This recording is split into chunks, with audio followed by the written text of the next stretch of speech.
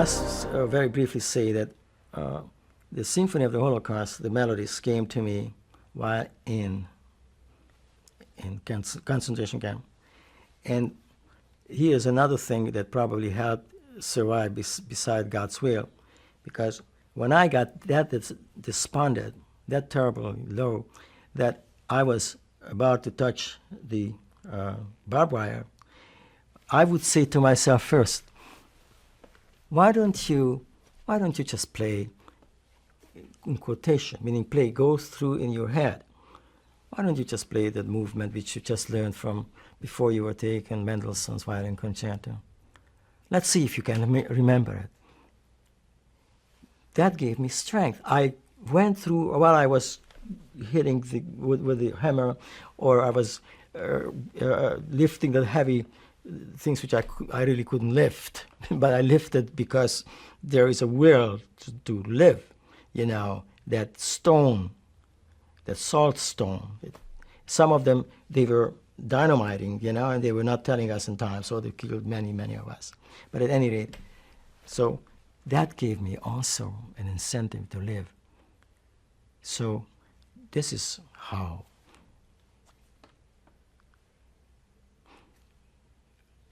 it started. And then another concentration camp, where I went, different melodies came to me. I couldn't write it down, but it came over and over and over. And when I had a chance, I wrote it down. But only about 5 or 6 years ago that I completed it in a form of a symphony. And of course, I will play some excerpt from it, but in all honesty, what I am saying, all those pain, all the sufferings, I wrote it, the symphony in such a way as certain instruments, like the flute or the clarinet, a bassoon, and the violas, and the violins, that they talking, they telling the story, the instruments telling the story. But in this case, we still will play just a little excerpts from here and there. Actually, there is 5 movements. The first one is entitled The Song of the Holocaust. The second one is the prayer, where we turn to God to liberate us from that terrible, terrible ordeal. And the third one is the Song of Liberation, which is rhythmical. When we finally saw the soldiers coming in, whoever could form a circle and start to dance, as written in a style of a hora.